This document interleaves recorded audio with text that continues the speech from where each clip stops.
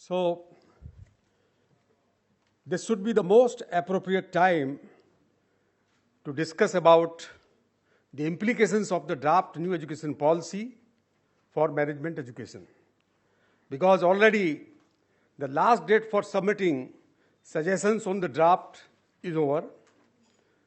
Now the cabinet has to approve it. The union government has to interact with the state governments, and also the parliament is to be informed about the draft new education policy.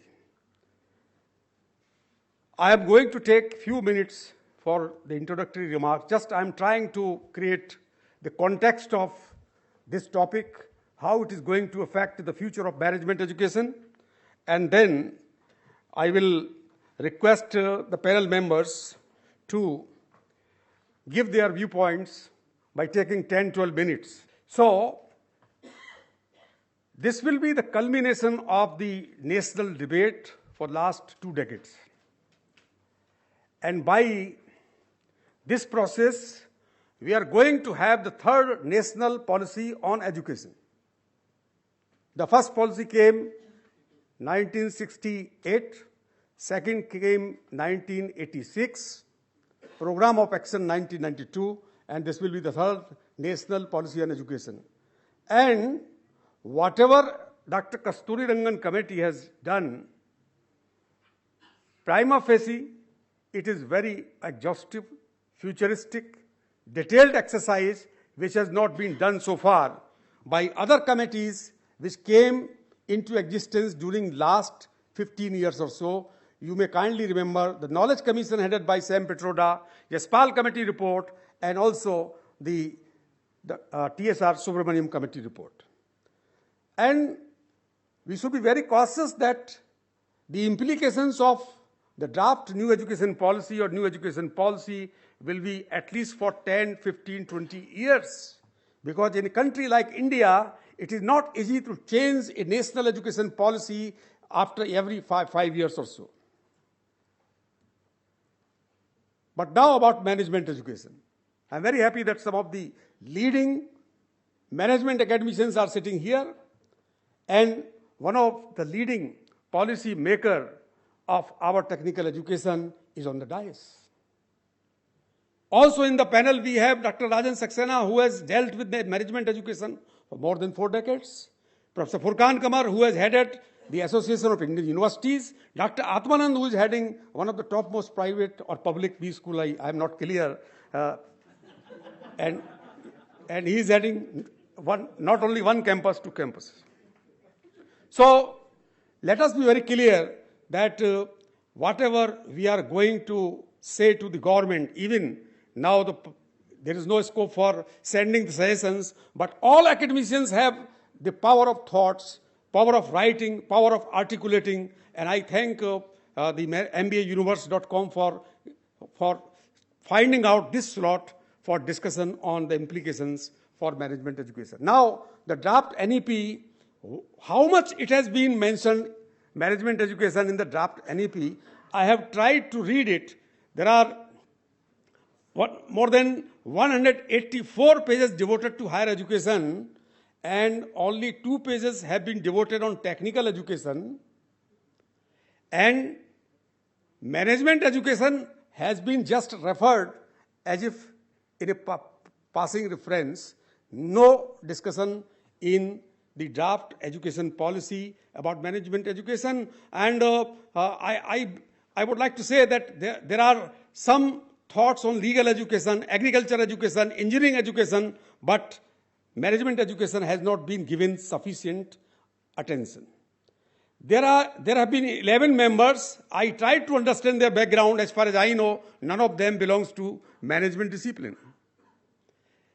They have interacted with 217 eminent experts from our country. I found only 5 from management education. I can name them. So there is concern in my thought process that we should be very cautious, and we should take some time, and each B school should devote their thought leadership to find out whether the outcomes will be positive or negative or mixed. Now, in the draft NEP, there are 2 pages on technical education, and there are 2 lines are important. Many of these sectors are critical to India's overall development. And they are talking about engineering, management, pharmacy, architecture, etc., etc., which are part of the scope of AICTE. And Dr. Sahas Buddhe has been a very refreshing breeze in the regulation of AICTE, who has brought some semblance from some wisdom that how a regulator should deal with technical education and business education, because we have past experience of last 20 years, which was of a different kind. Second sentence which has been written, that teaching learning process in technical education are neither entirely knowledge-based nor entirely skill-based. So these are only 2 sentences I could find. Then there are 4 recommendations, key recommendations for technical education. The first is curriculum reforms at undergraduate level. AICTE has been doing very well in this area, but they have also recommended that this should go on. Second, strategic thrust on new and emerging disciplines. That is also very good for all technical education, including management education. Third is industry interaction for innovation and R&D to be encouraged. So this is also a positive thing for management education. And fourth is improving equity and inclusiveness for greater participation of underrepresented groups of students. We all agree with it. Now, let us just have a very brief glance on the major challenges being faced by management education in India. Globally, the issues of relevance and rigor are also applicable to Indian management education. Then in India, compared to West, there is a problem of unviable size, poor scalability, and fragmentation. The fragmentation is one of the major problems of management education in India. Third, which is coming into the fore because of NIRF, because of national and international accreditation requirements, poor research orientation, and poor level of internationalization, because these are very challenging tasks. So somehow these schools could not prepare themselves for these challenges, of course, leaving aside top 20 or 25 B schools. Then fourth, lack of strong linkages with industry and society. There are some linkages with industry, but very poor linkages with society. Fifth, shrinking jobs and stagnation in admissions. This is emanating from the structural changes happening in the economy and the economic conditions of the parents. Then sixth is disconnect between UG and PG programs. Postgraduate programs in management are regulated by AICTE and undergraduate programs are regulated by UGC. And last but not the least, that we have been complaining to the new government, NDA government, since 2015, that after the passing of the this IM bill, PGDM institutions, self-finance institutions have lost level playing field with IMs, because earlier IMs and PGDM institutions both were conferring diplomas, not degrees. Now, a little about the regulations and accreditation. I'm just trying to create a context. Number one is National Higher Education Regulation Authority will be the supra-regulator which will replace AICTE and UGC. Number two, AICTE will deal with setting standards for professional practice. There will be other bodies also in different disciplines. UGC will disburse grants to higher education institutions. NAC will be the supra-accreditation agency with multiple accreditation bodies, including NBA under the tutelage of NAC. And fifth is very important, that all existing institutions will have to be accredited by 2030. And sixth is also very, very important to note, for all MBA institutions being run by affiliated colleges, that affiliating system of colleges with universities will be put to an end. So there will be no affiliated colleges.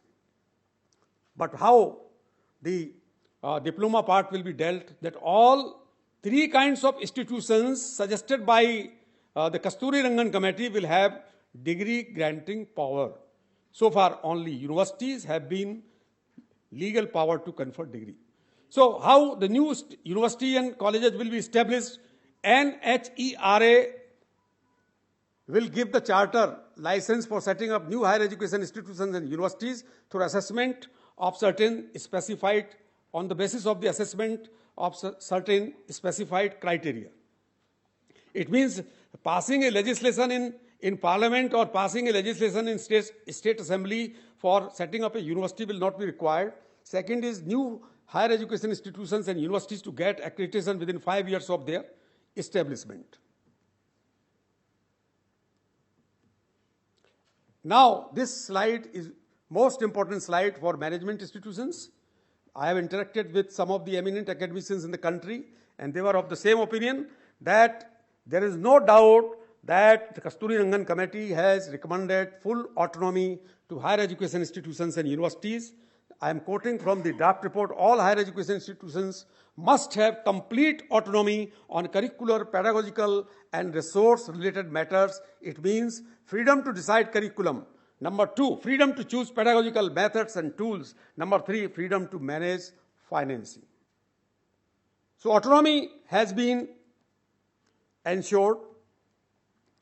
What about kinds of institutions? There will be 3 kinds of institutions only. And this is going to solve a very big problem. That is, large number of regulatory bodies, large number of colleges, 40,000 colleges, 1,000 university. University number may not be much, but the number of colleges in India much bigger than China and many other countries. Regulate them, it is very difficult because different colleges located at different places in India are of different quality. So number 1 is research universities focusing equally on research and teaching. Number 2, teaching universities focusing primarily on teaching. Number 3, colleges focusing on teaching at UG level. So you will have to think about that which category you will belong.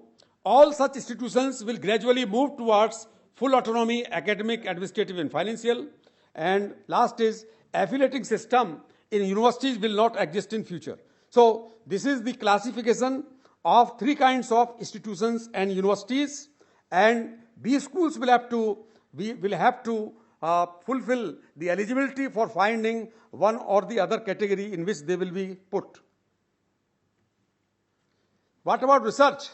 The draft report says that there will be a National Research Foundation, a body designated to deal with all academic researches in the country. So far, many ministries have been giving research grants. All those grants will be pooled under an NRF, and NRF will have 4 divisions: science, technology, social science, arts and humanities. Total annual grant of NRF will be about rupees 20,000 crore, and we will ask where shall we clubbed.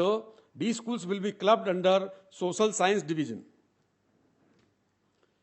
Now, after autonomy, there is a very important recommendation that has financial implications, serious financial implications, and this is 100% fee waiver, free education to at least 20% students in each program. This is not only for management, this is for all kinds of programs in higher education. 20% students will get 100% fee waiver similar to right to education applied or implemented in school education in 2009 under Right to Education Act. So it will be applicable to higher education also. Beside this, at least 30% poor students will be given fee waiver between 20% to 100%. So this provision or recommendation has serious financial implication. Now, what about government? Government commitment for financing education. Actually, according to the Constitution, basic duty for providing quality, decent education is the responsibility of the state.